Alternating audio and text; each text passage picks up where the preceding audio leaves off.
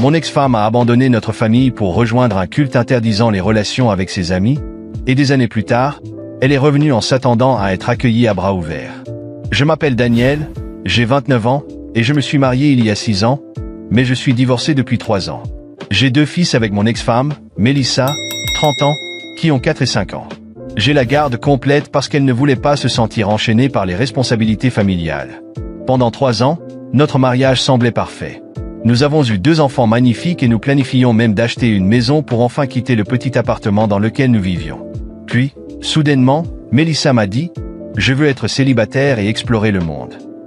Nous étions ensemble depuis le lycée, nous étions tout l'un pour l'autre. J'étais son premier amour et elle était le mien. Je pensais que nous serions toujours ensemble. Elle ne semblait jamais dérangée par le fait que ni elle ni moi n'avions connu d'autres partenaires. Mais 3 ans après le mariage, elle m'a dit qu'elle était malheureuse. Elle a expliqué qu'elle voulait que nous nous libérions du poids, du mariage et de la famille, afin que nous puissions vivre pleinement nos vies. Tout cela ressemblait à un tas de bêtises, comme ma mère aurait dit. Je ne comprenais pas, je pensais qu'elle m'aimait.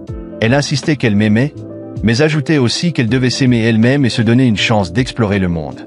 Désespéré, je lui ai même proposé d'ouvrir temporairement notre mariage, bien que l'idée me brisât le cœur. Je voulais juste trouver un moyen de la garder avec moi. Mais Mélissa n'était pas intéressée. Elle était déterminée à divorcer pour que nous puissions recommencer chacun de notre côté. J'étais dévasté, cela était tombé de nulle part, et j'ai éclaté en sanglots devant elle. Elle m'a dit que tout irait bien et que je devais avoir foi en notre amour. Si nous étions faits pour être ensemble, un jour, elle retrouverait le chemin vers moi. C'était absurde et injuste, mais c'est ainsi que notre mariage a pris fin. Un jour, elle a fait ses valises et est partie, affirmant qu'elle avait besoin d'explorer le monde seule. Elle ne semblait pas se soucier de ce qui arriverait à moi ou aux enfants. Je lui ai demandé « Qu'est-ce que tu veux que je fasse des garçons ?» Elle haussa les épaules et répondit « Confie-les à quelqu'un en qui tu as confiance. Explore le monde, rencontre des gens, et vis une vie pleine d'aventures. Tu grandiras en tant que personne. » J'étais choqué. Pour moi, si vous avez des enfants, vous êtes responsable de les élever, de les protéger et de répondre à leurs besoins. Partir pour se trouver n'est pas une option. C'est à ce moment-là que j'ai compris qu'elle avait perdu la tête. J'ai cessé de me battre contre le divorce et je n'ai rien contesté. Le règlement fut simple, elle ne voulait rien. Ses parents, qui étaient riches, ont pris en charge la pension alimentaire, donc Mélissa n'avait pas à s'en soucier. Elle avait des droits de visite, mais ne les utilisait presque jamais.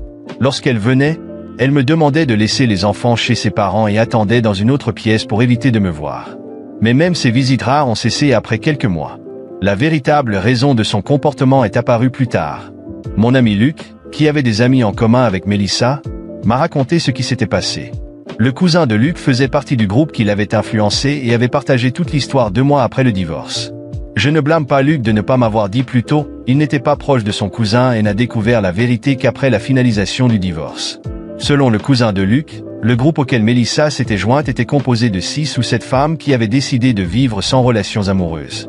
Elle croyait à une vie aventureuse, sans engagement. Mélissa avait été présentée à ce groupe par une collègue, même si elle était mariée et avait 2 enfants. Le cousin de Luc se vantait que le groupe avait réussi à convaincre Mélissa d'abandonner sa famille pour suivre leur philosophie.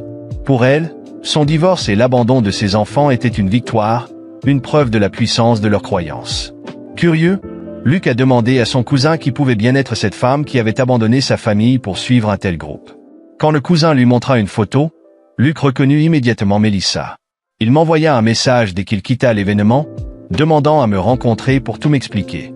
Quand Luc m'a raconté la vérité, j'étais furieux. Mélissa n'était pas partie à cause d'une crise personnelle, mais parce qu'elle voulait s'intégrer à ce groupe irresponsable. Elle voulait être perçue comme courageuse et aventureuse. Honnêtement, j'aurais mieux supporté qu'elle m'ait trompé et au moins cela aurait eu un peu de sens. Mais abandonner sa famille pour ça, c'était insensé. J'ai voulu l'appeler et lui crier dessus, mais je me suis retenu. À ce moment-là, j'ai compris qu'elle ne valait pas mon temps ni mon énergie. Elle était manifestement déséquilibrée, et rien de ce que je pouvais dire ne changerait cela. Alors, j'ai décidé de me concentrer sur mes enfants.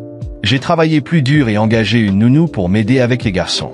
Mes parents m'ont soutenu, et même les parents de Mélissa ont aidé de temps en temps, probablement par honte des actions de leur fille. Ils payaient la pension alimentaire chaque mois, je savais que Mélissa n'y contribuait pas. Elle parcourait le monde, dépensant son argent dans des hôtels de luxe et des vacances exotiques, maintenant qu'elle n'avait plus de responsabilité. J'ai élevé mes fils du mieux que j'ai pu, et aujourd'hui, ce sont des garçons heureux, affectueux et aimants. Ils sont tout pour moi, et nous avons construit notre propre famille. J'ai effacé les souvenirs de mon mariage, cela ne vaut plus la peine d'y penser. J'ai également progressé dans mon travail et je gagne maintenant le double de ce que je gagnais avant. La vie est belle depuis 2 ans. Je pensais avoir tout laissé derrière moi jusqu'à la semaine dernière. Mélissa est réapparue, après presque 3 ans de silence. C'était un dimanche, et j'étais à la maison avec les garçons. J'aurais pu acheter une maison, mais j'ai choisi de rester dans le même appartement parce que je l'aime et qu'il est pratique pour mon travail. Malheureusement, cela signifiait aussi que Mélissa savait exactement où nous trouver. J'ai ouvert la porte, et elle était là.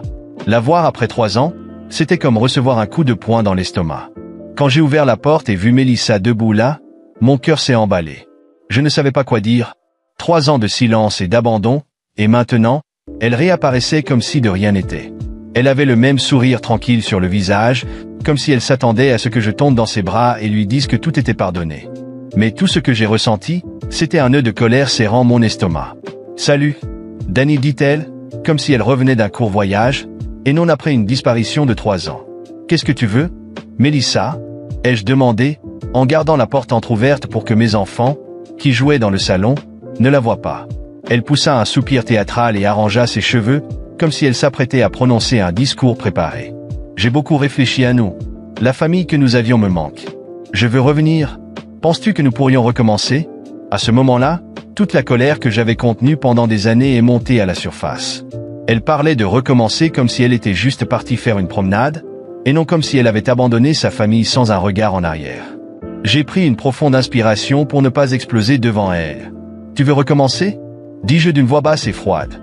Après avoir disparu pendant 3 ans, après avoir laissé tes enfants sans même un appel ni un cadeau d'anniversaire, et maintenant, tu te présentes ici et tu t'attends à ce que je dise. Bien sûr, chérie, rentre à la maison. Elle eut l'air offensée, comme si mes mots étaient exagérés. Dani, j'avais besoin de ce temps. J'étais perdu, mais maintenant, je sais que je veux être avec vous. Je laissai échapper un rire amer qu'elle ne s'attendait visiblement pas à entendre. Perdu? Ai-je répété. Tu étais tellement perdu que tu as abandonné 2 enfants en bas âge pour partir en vacances et faire la fête avec tes amis adeptes de relations libres? Elle croisa les bras, pensant sans doute que se défendre était la meilleure option. Je sais que j'ai fait des erreurs, mais tout le monde mérite une seconde chance. Après tout, je suis leur mère. Cette phrase fut la goutte d'eau qui fit déborder le vase. Tu n'as aucune idée de ce que c'est qu'être mère. Être mère, c'est être là pour eux chaque nuit, dans les bons comme dans les mauvais moments. Être mère, ce n'est pas les abandonner pour vivre des aventures égoïstes et revenir quand tu es fatigué de ta vie parfaite. Elle tenta de répondre, mais je n'avais pas fini. Tu veux revenir parce que tu as compris que cette vie libre n'est pas ce que tu imaginais. Les voyages sont terminés, l'argent s'est envolé, et tes amis sont probablement passés à autre chose. Maintenant, tu veux utiliser tes enfants comme plan B. Mélissa resta silencieuse pendant quelques secondes, mais finit par jouer sa dernière carte. Ce sont mes enfants, Daniel. J'ai le droit de les voir. Cette phrase me glaça le sang. Ce n'était pas juste une tentative de retour, elle insinuait qu'elle voulait reprendre le contrôle sur les garçons. Non, Mélissa, tu as perdu ce droit le jour où tu es parti. Ils ne savent même pas qui tu es. C'est moi qui les ai élevés seuls, et tu ne vas pas simplement réapparaître pour tout bouleverser à nouveau. Elle fit un pas en avant, mais je posai ma main sur la porte, laissant clairement entendre que la conversation touchait à sa fin. Si tu essaies quelque chose, continuai-je. Je ferai tout ce qu'il faut pour que tu ne puisses plus jamais leur faire de mal. Et si tu penses pouvoir me poursuivre pour des droits de visite, souviens-toi, tu n'as rien qu'un juge puisse utiliser contre moi. Pendant 3 ans, c'est moi qui étais là. Pour eux, tu n'es plus qu'une étrangère. Elle comprit enfin qu'elle n'obtiendrait rien. Ses yeux se remplirent de larmes, mais je n'éprouvais aucune pitié. Plus maintenant, elle avait fait ses choix, et moi, j'avais fait les miens pour protéger mes enfants. Alors, c'est comme ça que ça va se passer? Murmura-t-elle, presque comme une excuse. Exactement comme ça. Adieu, Mélissa. Et sur ces mots, je fermai la porte au nez. Dans les mois qui suivirent, je restai attentif, m'attendant à ce que Mélissa tente quelque chose, peut-être un procès pour obtenir des droits de visite ou une tentative désespérée de se rapprocher de nous. Mais tout ce que j'entendis, ce furent des rumeurs sur sa vie en déclin. Sans argent, sans amis, et désormais sans la famille qu'elle croyait pouvoir récupérer. Pendant ce temps, ma vie et celle de mes enfants ne cessaient de s'améliorer. J'obtins une promotion au travail, achetai une maison pour nous, et nous quittâmes enfin cet appartement où tout avait commencé. Nos journées étaient paisibles et heureuses. J'accompagnais mes enfants à l'école, assistais à chaque réunion de parents, et m'assurais d'être présent à chaque moment important de leur vie. Ils grandirent en sachant qu'ils pouvaient toujours compter sur moi. Un jour, je reçus un message inattendu de Mélissa. C'était court et désespéré. « Je peux voir les garçons? Juste une fois ?» Je supprimai le message sans répondre. Elle ne méritait même pas cela. Quelques semaines après la visite inattendue de Mélissa, j'ai reçu une lettre par la poste. Elle venait d'un avocat. Elle me poursuivait pour obtenir la garde complète des garçons. Mon estomac s'est noué pendant un instant, mais la colère a vite pris le dessus. Après toutes ces années, après avoir abandonné nos enfants, elle osait maintenant exiger la garde. C'était absurde, mais si c'était le combat qu'elle voulait, j'étais prêt à le mener. J'ai immédiatement appelé mon avocate, Claire, et nous avons commencé à nous préparer. J'ai rassemblé toutes les preuves que j'avais de messages, relevés financiers, photos et témoignages. J'ai même contacté mon ami Luc, qui se souvenait encore du jour où il m'avait parlé du groupe à tendance sectaire qui avait influencé Mélissa. Il était plus que disposé à témoigner en ma faveur. J'ai également recueilli des preuves de négligence de sa part, comment elle avait cessé de voir les garçons et utilisé l'argent de la pension, versé par ses parents, pour financer ses vacances au lieu de les soutenir. Le jour du procès est arrivé. Mélissa est entrée dans la salle d'audience avec un air confiant, comme si elle croyait que le fait d'être leur mère biologique lui garantissait automatiquement la victoire. Mais je pouvais voir qu'elle ne s'attendait pas à ce qui allait se passer. Elle n'avait aucune idée de l'ampleur de ma préparation. L'audience a été intense. L'avocat de Mélissa a essayé de faire valoir qu'elle avait commis des erreurs, mais qu'elle méritait une seconde chance. Ils ont décrit son absence comme une période de croissance personnelle et affirmé qu'elle était maintenant prête à redevenir mère. Mais, quand ce fut mon tour, j'ai tout exposé au grand jour. Claire a présenté au tribunal des photos de Mélissa en vacances dans des lieux exotiques, toutes prises pendant les années où elle avait abandonné ses enfants. Nous avons montré au juge des captures de messages où elle admettait vouloir explorer le monde au lieu d'élever ses fils. Nous avions aussi des relevés bancaires prouvant qu'elle dépensait son argent dans des hôtels de luxe pendant que ses parents payaient la pension. Puis, le moment décisif est arrivé. Luc a témoigné à propos du groupe sectaire qui avait convaincu Mélissa d'abandonner sa famille, se vantant d'avoir réussi à la convertir. Les mots de Luc ont clairement montré que Mélissa n'était pas partie à cause d'une crise personnelle, elle avait choisi une idéologie égoïste plutôt que ses enfants.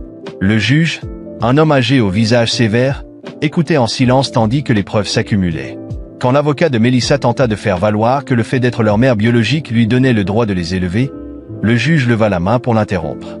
Puis il se tourna vers Mélissa. « Madame James, commença-t-il, avec une voix calme mais ferme, j'ai déjà vu des parents commettre des erreurs. J'ai vu des cas où un père ou une mère regrette sincèrement ses actions et cherche à se racheter.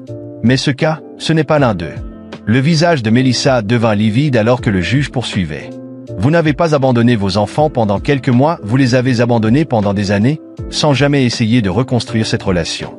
Et quand vous aviez l'opportunité de les voir, vous avez utilisé leurs grands-parents comme tampon, refusant même de regarder en face l'homme qui a élevé vos fils.